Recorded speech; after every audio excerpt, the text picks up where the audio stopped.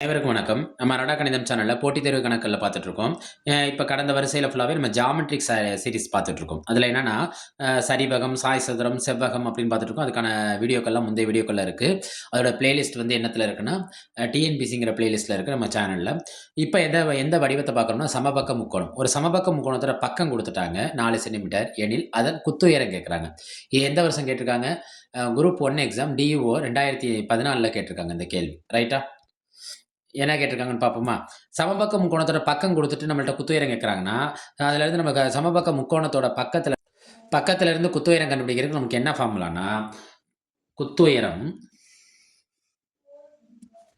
√3/2a. இங்க ஏங்கிறது எத குறிக்கும்னா, ஏங்கிறது சமபக்க முக்கோணத்தின் பக்கத்த குறிக்கும். ஏங்கிறது என்ன? சமபக்க முக்கோணத்தோட பக்கத்த குறிக்கும். அப்ப பக்கம் குடுத்துட்டு குத்துயரம் தானே கேட்டிருக்காங்க. அப்ப பக்கம் குடுத்து குத்துயரம் கேட்டாங்கன்னா, √3/2 அவங்க குடுத்திருக்க பக்கம் என்ன? 4. 1 2 ஓர் 2 2, 2 2 4. இந்த 2யும் √3யும் பெருக்குங்க.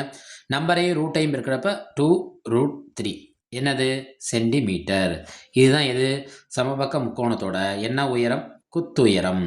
அப்ப இந்த கணக்குல நம்மளுக்கு இந்த குத்துயரம் கண்டுபிடிக்கிறதுக்கு முக்கியமான காரணி என்னன்னா, தீர்வா அமைகிறது நம்மளுக்கு இதுக்கான ஃபார்முலா √3/2a. √3/2a. இது நம்மளுக்கு குடுத்திருக்க ஆப்ஷன் எத குறிக்குது? ஏவ குறிக்குது. இது 2014 டியூஓ எக்ஸாம் குரூப் 1ல கேட்கப்பட்ட கேள்வி. ரைட்டா? நம்ம அரடா கணிதம் சேனல சப்ஸ்கிரைப் பண்ணி சப்போர்ட் பண்ணுங்க. ஃப்ரெண்ட்ஸ் அண்ட் ஃபேமிலிக்கு வீடியோவ ஷேர் பண்ணுங்க. வீடியோவுக்கு நீங்க குடுக்குற லைக் தான் அடுத்த நிலைக்கு எடுத்துச் செல்லும். உங்களோட ஆதரவுக்கு நன்றி.